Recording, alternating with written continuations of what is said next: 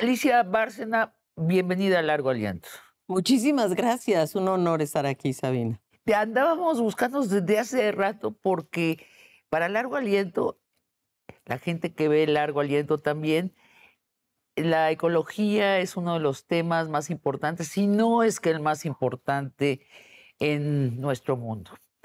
Tú eres bióloga. Sí, hombre, ¿tú crees? Soy bióloga de profesión. Me dediqué después a la botánica. Y después lo que hice fue algo muy hermoso, que fue trabajar en las comunidades mayas sobre el tema de la etnobotánica, recogiendo todos los nombres tradicionales de las plantas por los mayas y sus usos. Ajá. Y bueno, fue mi formación, me formé en la península de Yucatán. Eso fue, o sea, esa fue mi verdadera formación. ¿Qué edad tenías cuando estabas haciendo etnobotánica en Yucatán? 27 años. 27. De los 27 a los 30 estuve ahí, sí. ¿Y cómo entró el mundo diplomático a tu vida? Pues mira, fue muy interesante porque después de... todo pasó como todo pasa en la vida, ¿no? Conocí un canadiense maravilloso, Maurice Strong, que me invitó a trabajar con él. Y te digo el cuento corto, ¿verdad? Porque bueno, ya sabes cómo es la vida. Y me invitó a trabajar con él en la Agenda 21 en la cumbre de Río, que yo creo que fue una gran cumbre porque fue donde se adoptó la Convención de Cambio Climático, de Biodiversidad y de Desertificación. ¿Sí? Aparte de los principios de Río, donde viene el principio del que contamina paga, el acceso a la información, ¿no? Fue una experiencia única. Y después lo que pasó fue que se abrió un puesto en la CEPAL, Ajá. la Comisión Económica para América Latina y el Caribe. Postulé y gané. Y me fui para Chile. Y fui directora de Desarrollo Sostenible y Asentamientos Humanos en la CEPAL. Y ahí me fui quedando hasta que llegó Kofi Annan, me invitó a trabajar en su equipo y me fui como jefa de gabinete de Kofi Annan. Mira, no, de verdad. O sea, de los pueblos mayas a las Naciones Unidas, eso ya fue. Te la conté en 3 segundos, ¿verdad? Pero bueno. Ajá. Y entonces, después llegó Ban Ki-moon y me pidió que me quedara todavía más tiempo con él, pero me invitó a un puesto imposible, que era la Administración de Naciones Unidas. Ajá. Una magnitud impresionante, digo, manejar el presupuesto de las Naciones Unidas, los militares, las fuerzas de paz, todo. Y de ahí me fui, me regresé a la CEPAL, pero ya me regresó como secretaria ejecutiva. Ajá. Y ahí me quedé en la CEPAL. ¿Y de allí te llama López Obrador? López Obrador, a la Embajada de Chile, de México en Chile, que para mí era maravilloso, porque Chile para mí es como mi otra patria. Y de ahí me llama para reemplazar a Marcelo Ebrard. Y entonces me vengo en julio de 2024. Claro, en 2023. Y cuando te conocemos así nacionalmente, ampliamente, es cuando eres secretaria de Relaciones Exteriores. Por eso nos sorprende que entres como secretaria de Ecología. Claro. A ver, Alicia, hablando... Barájemela más despacio. No, hablando así a nivel internacional, no sé si tú sigues a Noam Chomsky. Ay, no solo lo sigo, sino que soy su admiradora y estuve con él en un foro en la UNAM, Fíjate. En ese gran foro global donde hablamos de el cambio de época. Creo que Noam Chomsky nos educó totalmente en la política internacional y esto de primero profit over people, ¿no? La ganancia sobre la gente. Él puso este concepto que es tan cierto y cuando lo nombró lo empezamos a ver muchos y muchos. A mí me inquietó que a finales del año pasado, en diciembre de 2024, subió a YouTube un comentario. Está en su escritorio con su pelo así blanco de profeta, a sus 90 y tantos años, y muy despacio dice, estamos en el fin de la humanidad organizada. Él lo que dice es que con la llegada de Trump a la presidencia de los Estados Unidos de América y su plan de perforar exhaustivamente el planeta donde lo dejen, como en palabras de Trump, drill, baby, drill, ¿no? Perfora, perfora, baby, perfora. se va a romper por fin el equilibrio ecológico y van a venir huracanes, sismos y otras violencias naturales como no las imaginamos. ¿Qué piensas? Mira, yo creo que efectivamente, primero que nada, soy una gran admiradora de Noam Chomsky.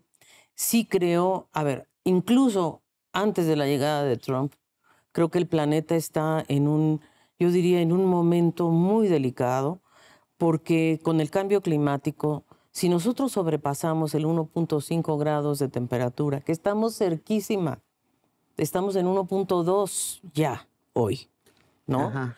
Al sobrepasar esa temperatura global, estamos hablando de un cambio global, efectivamente viene lo que ya estamos viendo, ya lo estamos viviendo. O ¿Qué? los incendios de California, Sí, claro. o sea, pudo haberse evitado el 1 o 2, pero esta extensión, el que no haya agua, que hayan obviamente también privilegiado destinar recursos a, pues ahora sí que, perdón, pero a las guerras, a lo militar, en lugar de a un Sí. manejo sustentable del agua, Sí. pues ahí tienes los efectos. Entonces, sí estamos en un, yo diría, en un, que si es todavía reversible o no, yo creo que sí, porque si no, no estaríamos haciendo lo que estamos haciendo, Pero ¿no? te pregunto sobre ese punto 3. ¿Qué define que sí subamos ese punto 3 o que bajemos? ¿Qué es? Porque suena tan abstracto. Ah, no, es importantísimo, porque resulta que tenemos, en el mundo hay un presupuesto de carbono. Ajá, Imagínate tú que hay una nube a nivel mundial donde están los gases de efecto invernadero, ajá, ¿no? Ahí están estacionados y por eso es un problema global, pues están ahí, ¿no? ajá, Muy ajá. bien. Si seguimos emitiendo y emitiendo y emitiendo, vamos a rebasar nos queda un presupuesto muy chiquito de carbono en la humanidad para seguir emitiendo más de lo que logramos, en cierta medida, reemplazar o Sí. compensar, ¿no? Y por eso la humanidad hoy tiene que tomar decisiones muy concretas. O sea, si no bajamos nuestra Los emisión de gases. gases, Exacto. se truena ese equilibrio. Así es. La temperatura global va a aumentar a tal grado. ¿Por qué Trump está, por ejemplo, mirando a Groenlandia? Pues porque quiere perforar más, ¿no? No, Allí no, están las porque quiere el reservas agua, de petróleo y el agua. y el El agua. agua dulce, ¿no? Sí. Realmente el agua dulce está en Groenlandia, Sí. en hielo en este momento. Entonces a él no le importa que aumente la temperatura si va a tener acceso al agua y a los minerales, a las tierras raras. A él le interesa Groenlandia. Y como dices tú, perforar, perforar, perforar, no solo para combustibles fósiles, Sí, para tierras raras que claro. son importantísimas para la tecnología de hoy. Claro, y si se deshiela además el Ártico, lo que va a pasar es que va a haber allí un nuevo océano que va a ser el centro del mundo. Y si él tiene Groenlandia, tiene una tercera parte de la costa de ese océano. O sea, ellos ya están planeando para un mundo destrozado. Totalmente. O sea, para un mundo que ya no es como el nuestro. Totalmente, dices. Fracturado. Un mundo que si no, o sea, realmente hemos roto ya mucho el equilibrio del planeta, ¿no? Sí. En realidad, con el clima, con la pérdida de biodiversidad, en fin, por ejemplo, con la escasez de agua, que la estamos ya viviendo en muchos lugares. Y por eso yo sí creo que México tiene una oportunidad hermosa porque en realidad sigue siendo un país. Y tú preguntabas, ¿y cómo te veniste de la diplomacia al medio ambiente? Es mi origen. Yo creo en este tema. Y ya sé que mucha gente dijo, ay, ¿cómo? De la Secretaría de Relaciones Exteriores a la Semarnat.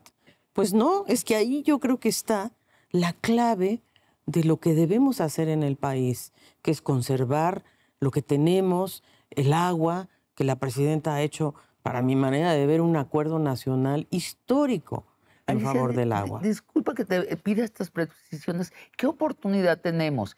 Te oigo describir cómo podemos nosotros tener un mejor proyecto ecológico, pero ¿eso abre una oportunidad para México internacional? ¿En qué sentido? Muchísimo, porque fíjate tú, por ejemplo, yo fui a la cumbre ahora de biodiversidad en Cali. Ajá, ajá. Entonces, ¿cuál es el compromiso de todo el planeta? Conservar el 30% del territorio al 2030. En México lo podemos hacer.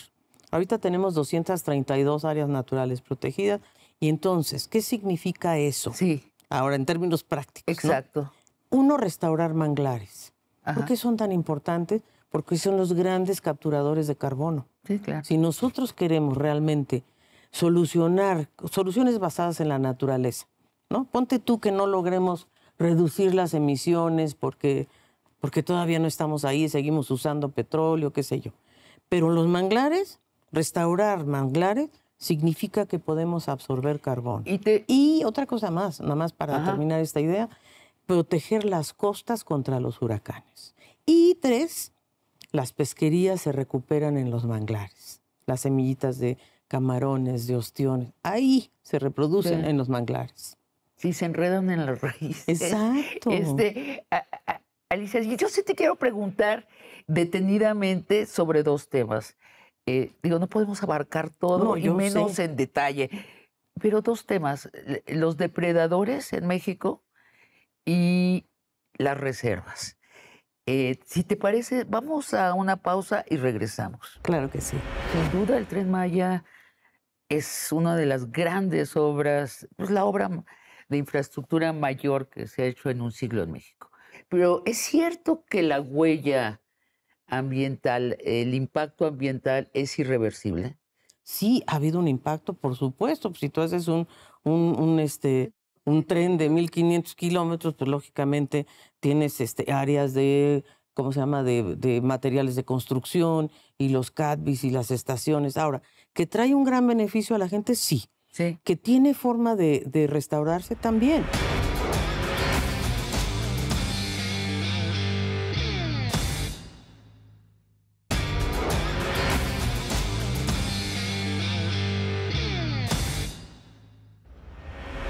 Secretaria, me decías que querías hacer una precisión. Sí. Fíjate lo que estamos hablando. Es importantísimo el dato, por eso quise rectificar, porque estamos hablando de 232 áreas naturales protegidas.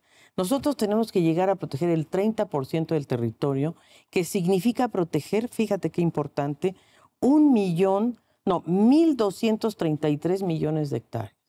O sea, es un montón. Sí, es un montón. Y esto significa, ¿por qué es tan importante?, que ya tenemos hoy día 30.8 millones de hectáreas terrestres protegidas y 19.6 millones de hectáreas marinas que nos faltan por proteger, ¿no? Entonces, estos son los temas que nosotros tenemos que abordar en los próximos 6 años. Necesitamos alcanzar ese 30%. Y en la tercera parte, que es la de la esperanzadora, la optimista, hablemos más de las reservas. Te pregunto más. Ahora hablemos de los depredadores que nos obligan a hacer reservas y a proteger el medio ambiente. Por ejemplo, acá en Largo Aliento tuvimos un programa sobre los bienes comunes. Vino una socióloga, la traductora de... Elinor Ostrom. Exacto. Y ella nos explicó qué son los bienes comunes, cómo se gestionan, la diferencia con los bienes privados o con los bienes estatales. Y de pronto la entrevista se fue a la depredación de las mineras canadienses, del campo y de los bosques mexicanos. Y nos enseñó unas fotografías aterradoras. ¿Qué área? Primero, ¿de qué tamaño es el problema? A ver, muy importante lo que está diciendo, porque lo que Elinor Ostrom, si es ella a la que nos referimos, que habla de los bienes comunes, ella, fíjate que se inspiró en gran medida en su trabajo en Oaxaca, porque el estado de Oaxaca en México es el estado que tiene los bienes comunes más, yo diría, más expandidos, y por lo tanto hay mucha conflictividad, es verdad, pero son las comunidades, los pueblos de Oaxaca, los que han mantenido las comunidades forestales, costeras, campesinas, ¿no? O sea, para aclarar a nuestro público, los bienes comunes es que los dueños es la comunidad. Exacto. Y que ponen sus reglamentos internos y ellos vigilan que se cumplan los reglamentos, y según nos dijo Elinor Ostrom, es una tercera forma de mantener bienes que además suele ser muy exitosa. Muy exitosa. Te lo digo porque ella, te digo, que se inspiró en experiencias concretas de Oaxaca. Nuestra Oaxaca. Ajá, ajá. ¿Por qué es tan importante esto? porque hoy día, gracias a las reformas que ha planteado Andrés Manuel López Obrador y que, por supuesto, Claudia Sheinbaum ha impulsado, por ejemplo, el de los pueblos indígenas y las comunidades afrodescendientes, afromexicanas, es importantísimo porque los grandes bienes naturales, la gran biodiversidad de este país está en manos de las comunidades de bienes comunes. ¿Lo está? Sí, claro, ahí tienes razón de que hay una controversia entre el desarrollo, yo no le llamaría el desarrollo, las industrias extractivas, déjame ponerlo así. De acuerdo. ¿No? Sí. Y las comunidades. Sí. Y entonces sí es cierto, hay ¿cómo te diré? Sí, Una confrontación. por supuesto. En Yucatán, por ejemplo, las granjas porcícolas, por decir un tema, pues sí están entrando en contención con las comunidades ejidales de propiedad común en Yucatán.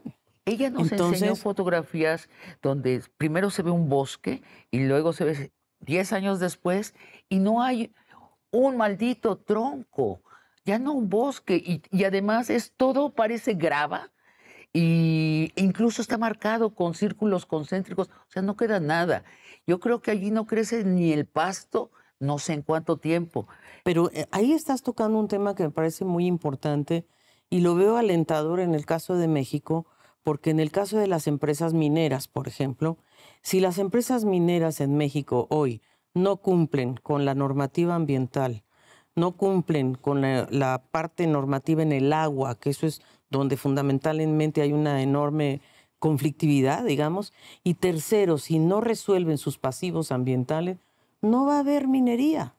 Y de hecho la reforma a la ley minera pues está en el Congreso. La Suprema Corte está en el Congreso, metió un amparo. Pero ¿está aplicándose las leyes? Bueno, en ese sentido nosotros Eso te toca a ti. Bueno, por lo menos la parte de los permisos mineros me toca a mí y los pasivos. Fíjate, nosotros estamos ahora viendo con mucho cuidado lo que ha pasado. Las empresas canadienses, mencionaste tú. Sí. Las empresas canadienses hicieron una iniciativa en Canadá, obviamente, de minería sustentable. Muy bien.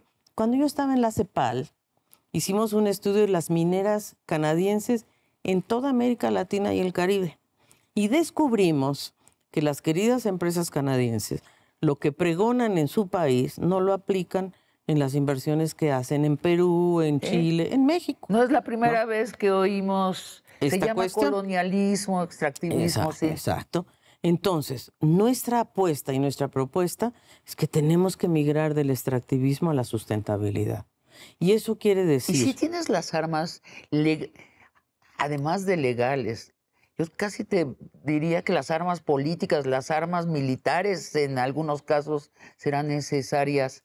Si tienes las armas para hacerlo realidad. Por lo menos las legales sí.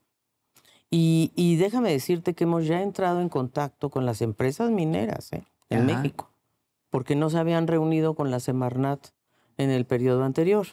Conmigo sí, pero mis reuniones con ellos son para que cumplan con la ley número 1, para que resuelvan los pasivos ambientales que han dejado en el camino. ¿Qué son los pasivos ambientales? Pues, por ejemplo, el río Sonora, la contaminación de... O sea, lo que dejan destruido. Exacto. El río Sonora Bacanuchi. ¿Y los tienen que arreglar según la ley? Sí, por supuesto. ¿Están dispuestos, Alicia? Eso no sé.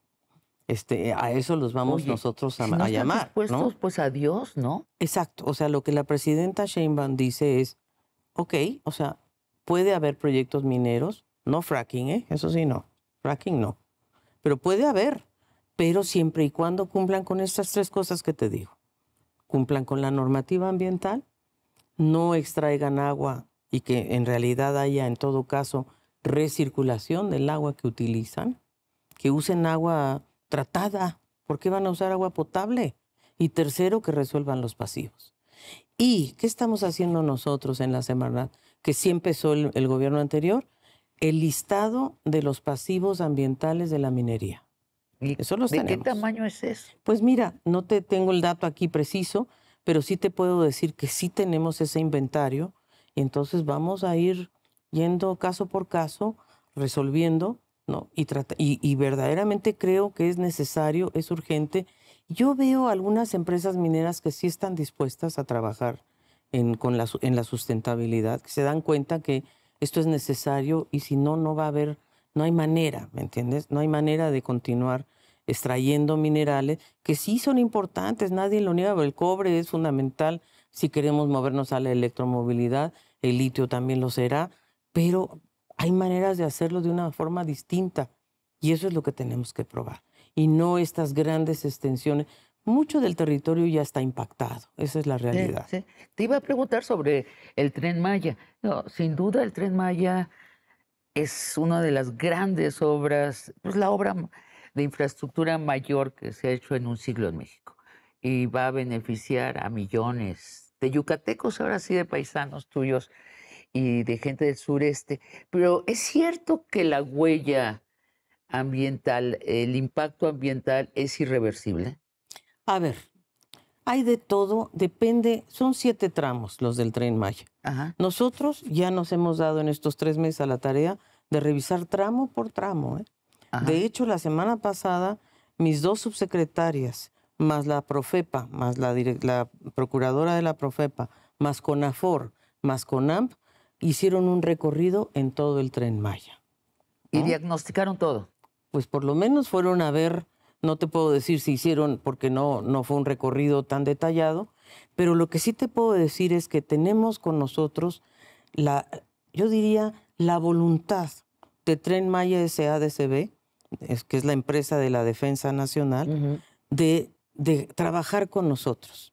Ellos no estaban tan acostumbrados al tema ambiental, eso yo lo sé, pero lo que sí veo es una voluntad de que vayamos tramo por tramo resolviendo los problemas. Sí, ha habido un impacto, por supuesto. Pues si tú haces Sí, no, pues es un tren de inevitable. 1.500 kilómetros, pues lógicamente tienes áreas de, ¿cómo se llama?, de materiales de construcción y los CADBIS y las estaciones. Ahora, que trae un gran beneficio a la gente, sí. Sí, Que tiene forma de restaurarse también. Es sí. decir, creo que podemos realmente en conjunto con el Tren Maya SADCB, con la SEDATU y con las comunidades, ¿no? Ujú, Reparar, yo no te diría al 100% porque es imposible, ujú, pero ujú. lo que sí se puede es, por supuesto, volver a restaurar algunas áreas y la selva, en la selva tropical en general, es noble, es una selva que se recupera. No te voy a decir que al 100% no va a ser posible, claro que Si uno no. ve el perímetro del Tren Maya,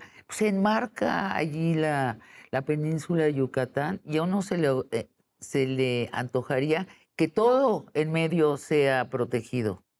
Mira, yo creo que vamos a lograr algo muy importante, es lo que estamos proponiendo nosotros, que es un corredor biológico entre Calakmul y Campeche y los petenes de Campeche. De manera tal que sí, que extendamos parte de las áreas naturales protegidas que queremos expandir, tienen que partir de la zona maya. Imagínate, es la zona de donde yo vengo, digo, donde trabajé, donde hice mi vida profesional. Y a mí me tocó, fíjate, la Reserva Natural de Sillancán.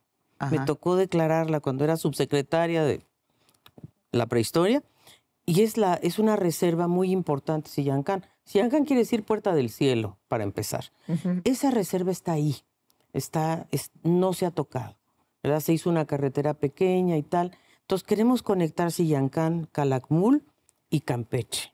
Y entonces hacer un gran corredor de áreas naturales protegidas. Y cuando se habla de reserva, ¿a quién le queda el mantenimiento de esa reserva?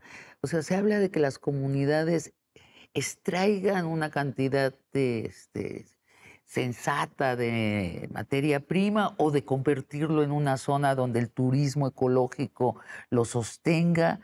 ¿Cómo se mantiene una reserva hoy en día? Mira, las reservas, hay varias categorías, ¿no? Las reservas de la biosfera.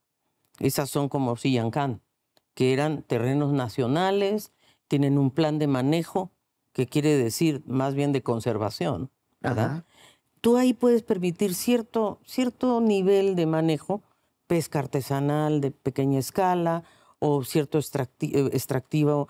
Por ejemplo, el uso de las selvas por los mayas, ¿qué era? Era extraer ciertas maderas sin comprometer el ecosistema. Eso era. Y ujú. eso sí se puede.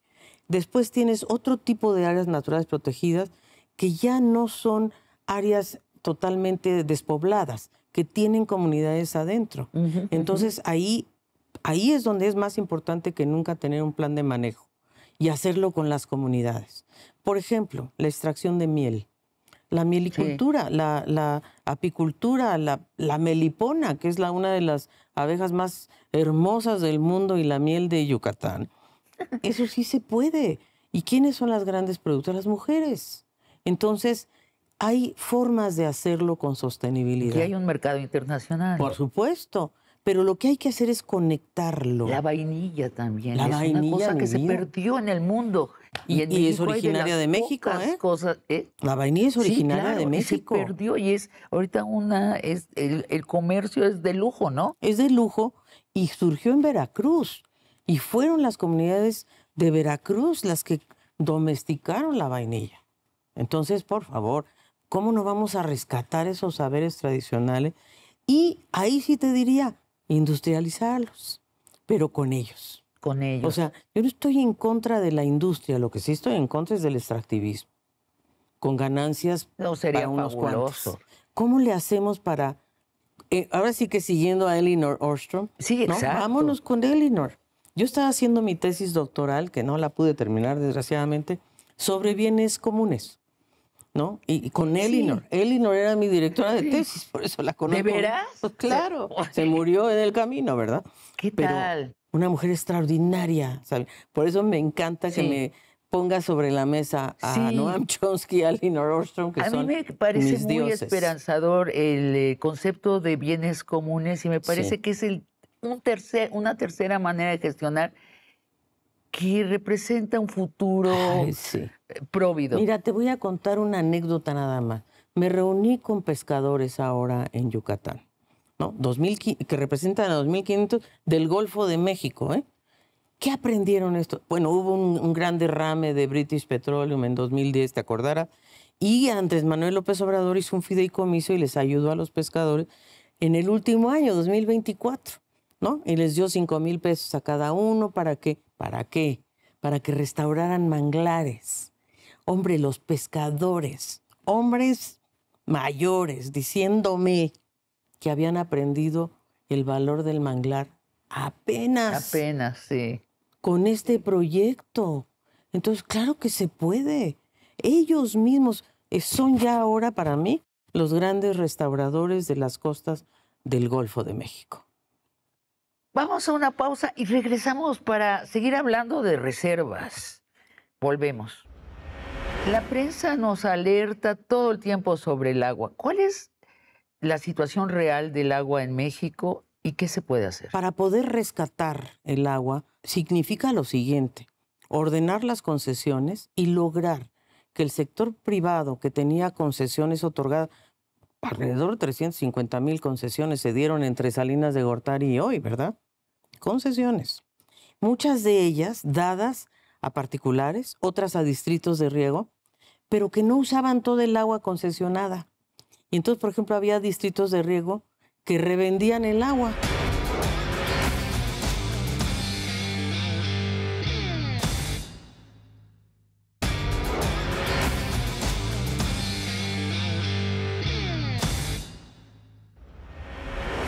Alicia, el agua. La prensa nos alerta todo el tiempo sobre el agua. ¿Cuál es la situación real del agua en México y qué se puede hacer? A ver, la situación es delicada porque sí estamos atravesando un estrés hídrico en muchas regiones del país, sobre todo en el norte. Tenemos agua en el sureste, justamente ese es el balance que tenemos que lograr, pero para poder rescatar el agua, la presidenta Claudia Sheinbaum firmó este gran acuerdo nacional por el derecho al agua y la sustentabilidad del agua. Y ese significa lo siguiente: ordenar las concesiones y lograr que el sector privado que tenía concesiones otorgadas, alrededor de 350,000 concesiones se dieron entre Salinas de Gortari y hoy, ¿verdad? Concesiones. Muchas de ellas dadas a particulares, otras a distritos de riego, pero que no usaban todo el agua concesionada. Y entonces, por ejemplo, había distritos de riego que revendían el agua. Bueno, el distrito de riego del norte, por ejemplo, revendía el agua a una ciudad Entonces tú dices, a ver, espérate, ¿qué es esto? Entonces la presidenta realmente, con este Acuerdo Nacional del Agua, ha tenido logros impresionantes de que hay sector privado que ha decidido regresar sus excedentes de agua al erario público, digamos, y ella lo que quiere es darle prioridad al consumo humano, pero también a la restauración, porque la única manera de que logremos realmente preservar el agua que tenemos todavía y captar el agua de lluvia, bosques. Por eso estamos detrás del bosque de agua. Acabamos de firmar el gran programa con Un los convenio entre la Ciudad de México, el Estado Morelos de y el Estado Morelos de y México, de México, ¿no? sí. Nosotros. Es importantísimo. Puras mujeres, Sí, curiosamente. caray, ¿qué te parece? En la foto, Pues sí, pues sí. lo que más me impresionó son 4 mujeres. 4 mujeres. Delfina, la gobernadora Delfina, Clara, Margarita y Mariana Boy, que es mi procuradora, y yo. Ay, 5 ¿por mujeres. qué? ¿Por Porque qué? sabemos que ese es el tema de fondo, mi corazón. Las mujeres, sí lo creo, de verdad. ¿Lo crees? Sí.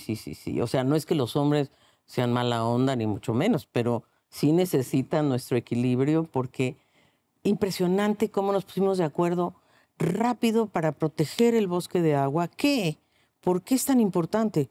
Porque ahí se genera el agua que consumimos en esta zona metropolitana. Esa es la realidad. Entonces, ¿el proyecto del bosque de agua en qué consiste? Consiste en combatir la tala ilegal, para empezar.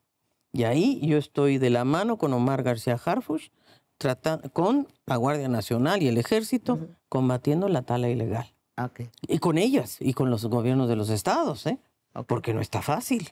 Tú cuando dices porque mucha de la minería, por ejemplo, también es ilegal, ¿eh? Sí, por eso te decía bueno. las armas políticas y agregué o armas militares, digo, pues porque... eso. No, yo los traigo a toditos Sí. a la pelea. Entonces, combatir la tala ilegal, los incendios forestales. Y tercero, restaurar.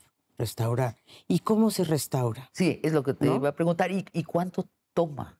¿Cuánto Pues tiempo? mira, ve lo que se hizo en el lago de Texcoco. Es un gran humedal el lago de Texcoco. Salobre, sí, pero es un gran humedal importantísimo que ya está ayudando a la restauración. O sea, la naturaleza es muy rápida claro, en renacer. Sí, claro, si nos proponemos, por eso el Acuerdo Nacional Hídrico es tan importante, porque también habla de la presidenta nos ha indicado 3 ríos, imagínate, Lerma, Santiago, el Tula y el Atoyac. Tenemos que restaurarlo. Todos los días estamos como locos trabajando en estos 3. ¿Cómo? Bueno, primero analizando las descargas, por favor. ¿Quién está haciendo las descargas? Controlar las descargas, limpiar estos ríos, porque hay una enorme injusticia ambiental en el estado de Hidalgo. Sí. Nuestras aguas negras van a dar allá. ¿Cómo es eso? Sí. No. Nosotros estamos trabajando en la restauración de la presa Endó con las comunidades. ¿Quién nos está ayudando? La Secretaría de Marina, sacando el lirio acuático. Entonces, el gobierno del estado. Primero viendo quién tira en estos lugares o quién hace cosas que está destruyendo. Luego, tomando medidas de restauración. Para mí, la palabra clave de este sexenio es restauración. ¿Por qué? Y por eso vamos a hacer un programa nacional de restauración ambiental. Y eso implica, por ejemplo, meter nueva vegetación, claro, abrir cauces de agua a lugares, o sea, construir para rescatar. Totalmente. O sea, tenemos una enorme potencialidad y con una presidenta totalmente sensible al tema, que eso para mí es la maravilla del siglo. Creo yo que el tema ambiental, además, es un bien común. Sí. ¿No? Bueno, el clima y la naturaleza son los 2 grandes. No puede ser tarea de Semarnat nada más. No. Pues yo por eso, a ver, secretario de Marina, ven acá, ayúdame. Secretario de la Defensa, órale. O sea, toditos a la mesa, mi vida, porque este es nuestro país. ¿De qué se trata? Y hoy que se anunció el Plan México, tú lo viste, maravilloso plan con sustentabilidad. Empresas, bienvenidas, sí, con sustentabilidad. Yo quiero saber cómo van a usar cómo van a tratar sus residuos, no queremos descargas, cómo van a reciclar. No sé si me explico, o sea... No, eso me parece Maravilloso, pero le tengo mucha Pues sí, ay, desconfianza. bueno, ¿qué me a- dices? Le tengo mucha desconfianza a los empresarios internacionales, a lo que dice Chomsky, o sea, la gente que prefiere la ganancia Rápida, a la la gente y concentración. a la naturaleza, por supuesto, rápido, extraer. Pero ¿quién nos va a defender? Pues, Nosotros, ¿no? pues Es decir, la eh, Secretaría de ay, mi Ecología, vida. pues sí, Pues sí, pero necesitamos el concurso de todos y de todas. Y si esto no está en la demanda social, no vamos a tiene que avanzar. estar en la demanda Sí, social. sí, sí, sí. Bueno, pues, ¿cómo? ¿Cómo le hacemos a Pues eso? mira, yo te digo sinceramente, primero tenemos realmente que reeducarnos todos, porque esto sí es grave. Es grave Sí. que no sepamos reciclar la basura, que no sepamos separarla, que no sepamos usar bien el agua, que no tengamos capacidad en nuestros propios hogares. Y estos son campañas Claro educativas que por los sí. medios de comunicación. Bueno, pues en el acuerdo hídrico hay una campaña que se tiene que hacer en favor de que la gente entienda, por caridad de Dios, qué importancia tiene el agua, cada gota cuenta. Y nosotros tenemos el programa de educación ambiental. Yo estuve hoy con Mario Delgado hablando de educación. Yo le decía, en todas las escuelas primarias, Sí. hagamos un plan de reciclaje, un plan de huerto urbano, un plan de, ¿me entiendes?, de milpa. Oye, pues rescatamos la milpa, ¿no? En las escuelas. Hagamos que los niños y las niñas vean que esto vale, que esto es Bueno, posible. que los niños se enteren que los Ay, limones no vienen del súper, para empezar, que, ¿no? que tengan... Oye, nos enseñaban a plantar frijolitos en la escuela, yo creo que ya no pasa Ay, eso. por favor. Y era muy poquito, Sí, lo que y era nos un vasito enseñaban. con algodón y que Sí, tu semillita no. pero Ahora no, vamos a hacer huertos de verdad, ¿no? sí, La milpa, rescatemos la milpa. El concepto de que en el fondo es la agrobiodiversidad, ¿no? O sea, la agricultura, pues, colectiva también. Y sí, también sí, lo sí. aprendimos de nuestros pueblos. Oye, Texcoco, ¿qué te parece la reserva de Texcoco? ¿Qué apreciación tienes sobre lo que hicieron allí? Yo muy positiva, muy positiva. Creo que, a ver, me ha tocado visitarla. Ahí tenemos a Iñaki, que está haciendo un papel ¿Él se extraordinario. queda Pues yo espero que allí? sí. O sea, la reserva, fíjate que ahí tenemos que platicar un poco con Conagua. Es un manejo colegiado entre Conagua, CONAMP y la Ciudad de México, ¿no? Y el Estado de México también. Entonces, tenemos que protegerlo entre todos. Yo creo que eso fue una gran idea, el haber dejado que este lago de Texcoco... A ver, esta era una ciudad inundada. Y lo único que nos ocupamos desde que llegaron los españoles es a sacar el agua, a mi corazón. Así es. Entonces, ¿qué es eso? Tenemos que volver a entender que este es un valle que tiene agua, que el agua va a volver, que el agua va a encontrar su curso otra vez, y el lago de Texcoco es un gran ejemplo. Iñaki, director, ¿cómo le dirías? Constructor de la reserva de Texcoco. ¿Se dice constructor de la reserva o planeador de la reserva? Acá nos explicó que esto era un proyecto que llevaba 30 años 30 años. y ningún presidente le daba el sí y López Obrador le dio el sí. Claro, ahí fíjate que estaba Cruikshank. Bueno, tú no sabes quién era Gerardo Cruikshank, pero Gerardo Cruikshank fue el gran, yo diría, ingeniero hidráulico que concibió que el lago de Texcoco debería permanecer como lago. Él era, por supuesto, un ingeniero hidráulico. Iñaki es un arquitecto. Sí. Y nosotros somos, pero Iñaki es un cuate que está haciendo un trabajo muy hermoso. Y yo sí creo, sinceramente, que el lago de Texcoco es un ejemplo muy lindo. Hay que la gente tiene que ir a verlo, porque realmente es caminable, es navegable, puedes ver tantas... Puedes andar en bici. Puedes andar en bici, puedes hacer actos culturales. Sí, es un lugar fantástico. precioso. Fantástico. Entonces, y yo de verdad pienso que el lago de Texcoco y Xochimilco Es lo que te son iba a dos hablar de ejemplos Xochimilco. Ajá. de estas, y Chapultepec. O sea, vamos a ver, aquí Sí, ha sí. habido, y en mucho de ello tuvo que ver Claudia Sheinbaum, Sí. ¿no? El presidente y ella, Sí, ¿no? sí, sí. Que lograron esta maravilla de... Xochimilco. Está muy bien, está precioso Xochimilco, precioso. Bueno, ahí se firmó el Acuerdo Nacional del Agua. Y además Xochimilco, fíjate, es una reserva federal.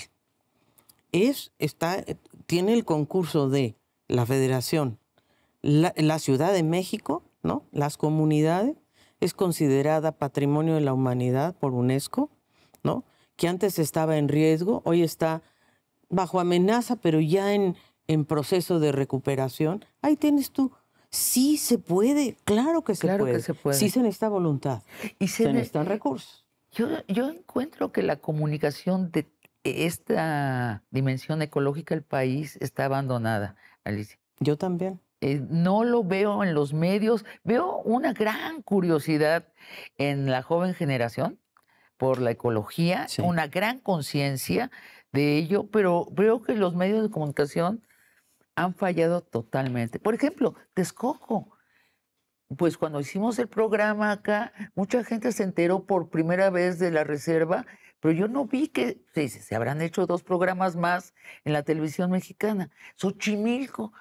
Yo tengo una amiguita, una bióloga de la UNAM, que hace excursiones por Xochimilco. Entonces llegas cuando está todavía oscuro, te subes a tu kayak y empiezas a remar y va amaneciendo Sí, es una y van belleza. saliendo Ay, no, los no. pájaros por todas partes. Yo creería que esta mujer debería tener excursiones diarias. Ay, pues preséntamela ya. Te la voy a presentar. Pero por favor, porque yo de verdad creo que Xochimilco es un gran ejemplo te la voy a presentar. del rescate, no solamente de un área ecológica, sino de la agrobiodiversidad, de la cultura, de lo que se logró ahí, las chinampas. Por Dios. Y ella, que debe tener 28 años, tiene varios compañeros de biología que están allí, pero están abandonados. Es decir, abandonados, tampoco se les ocurre que el gobierno les debe ayudar. Pero apoyarlos por lo menos. Pero yo creo que sí les debería ayudar. Mándamelos Yo te los ya. mando. Porque fíjate Es más, que vamos tienes, a poner el teléfono acá para que también la gente les llame para tomar la excursión. Pero de verdad, ¿eh? Sí, o sea, por supuesto. Es que de verdad la gente tiene que ir a Xochimilco Así con es. otra visión, con otra actitud, ir a ver eso que dices, el amanecer en Xochimilco. A enamorarse de la naturaleza y entender con el cuerpo de qué se está hablando cuando se habla de salvar al planeta. Y comprometernos. Y comprometernos. Y si no hay demanda social, no va a haber respuesta, Ese ¿sabes? es un punto importante. Claro que sí, porque si la gente no lo pide, claro. ¿no? Cuando tú ves, ¿y cuáles son las prioridades de la gente? Pues que la seguridad, que no sé qué, que el empleo, bueno, todo eso me parece perfecto, porque sí es cierto. Pero por favor, el rescate, la ecología, el agua, el planeta, los bosques. Nosotros queremos hacer un acuerdo nacional de bosques, selvas y manglares. Ese en marzo. Un gran acuerdo con los ganaderos, porque la gran pérdida de bosques está en la ganadería, ¿eh? No solo en la minería, en la ganadería, porque es la ganadería la que nos está tronando los bosques. Y los lecheros y los ganaderos. Y bueno, tenemos que hacer un gran acuerdo de bosques, selvas y manglares. Ahí vienen las malas noticias, Alicia. El señor Trump, de nuevo, el villano de nuestra época, amenaza que nos va a depositar 11 millones.5 de inmigrantes en la frontera. Esto implica también una crisis a nivel de balance ecológico en nuestro país, ¿no? Primero te pregunto, aprovechando tu sapiencia en lo diplomático, ¿va a suceder esto? A ver, yo creo que creo que Trump va a hacer un acto, porque lo ha anunciado tanto tema de la deportación. Ahora, ¿cuántos? ¿Cuándo? ¿Cómo? Eso es una gran incertidumbre. Yo creo que México sí debe estar preparado y creo que en eso se está trabajando mucho para recibirlos. Es decir, bienvenidos. Mexicanos, claro. Centroamericanos. Bueno, yo creo que en el tema ya de Centroamérica y Venezuela y Colombia, ahí también tenemos que negociar con Sudamérica, que eso me tocó a mí en la Cancillería. Ajá. Yo hice el plan hicimos un modelo muy hermoso que se llama el modelo de migración, ¿no? Que fue un modelo para mí muy concreto de cómo tomar acciones precisas, y una de ellas es dialogar con los gobiernos del sur, de Guatemala, de Honduras, de Nicaragua, de Costa Rica, de todo, de Panamá, de Colombia, de Venezuela, porque nosotros no podemos absorber esa cantidad de migrantes. No pueden. Tienen que retornar a sus países de origen. Les podemos apoyar, ¿no? Y en eso se había desarrollado un plan de trabajo, etcétera. Ahora, supongamos que regresan 3 millones de mexicanos y sí vienen a instalarse. Y creo que estoy siendo moderada. A mí no me parece imposible que Trump mande de regreso a 3 millones de paisanos. ¿Cómo los recibimos? ¿Cómo debe ser eso? Primero, yo creo que hay que recibirlos con los brazos abiertos, Sí, aprovechar su experiencia. Muchos de ellos han desarrollado incluso, a mí me tocó, como bien dices, en ese tiempo que estuve en la Cancillería, tuve la oportunidad de visitar muchos consulados y platicar con las comunidades mexicanas. Tienen unas experiencias maravillosas en gastronomía. Son grandes ingenieros sin haber sido formados. En fin, yo creo que debemos primero recibirlos con los brazos abiertos, ver qué quieren hacer, a dónde quieren retornar a sus comunidades de origen, cómo los podemos apoyar con programas de bienestar, de educación pública, en mi caso, de medio ambiente. Bienvenidos, porque además a México también le hace falta mano de obra, ¿eh? Cuidado. En verdad, mira, México también necesita mano de obra, sobre todo en el norte del país. Hay una enorme necesidad, sobre todo en la agricultura. Entonces, pues hombre, la experiencia nos puede ser de gran utilidad. Así es que yo creo, primero que nada, recibirlos con los brazos abiertos, darles una bienvenida y realmente aprovechar su o experiencia. sea, tener un plan. Sí, y que se Tener un reintegren plan. a México, por supuesto. Y que no creo que lleguemos a los 11 millones, por cierto. No. Sí, pero a los 3 puede ser. Sí, sí, o A sea, los 3 yo puede creo ser. que, a ver, yo creo que van a empezar por aquellos que tengan algún Crimen. algún problema legal, ¿no? Sí. Y ahí sí, bueno, pues puede haber un 500,000 más o menos ahí involucrado. Pero yo creo que México sí los puede absorber. Ahora, ya cuando se trata de extranjeros, ahí tenemos que gestionarlo con los países de origen también. Hay que hacer pactos, hay que trabajar con ellos. Alicia, última pregunta. Aprovechando que ya no eres jefa de la diplomacia mexicana y puedes ser sincera, Ay, Dios mío. pero que sin embargo conoces el terreno internacional, ¿no alucinas que Estados Unidos de América ha vuelto a soñar con cohetes que vayan a conquistar a Marte y que vayan a terrificar a Marte, es decir, a convertirla en algo parecido como la Tierra, mientras acá en la Tierra están pregonando perfora, perfora, perfora y nos están poniendo en peligro a todos los seres humanos? A ver, yo sí creo que por supuesto va a haber misiones A digamos, Marte. pues a Marte y a la Luna y a todas partes.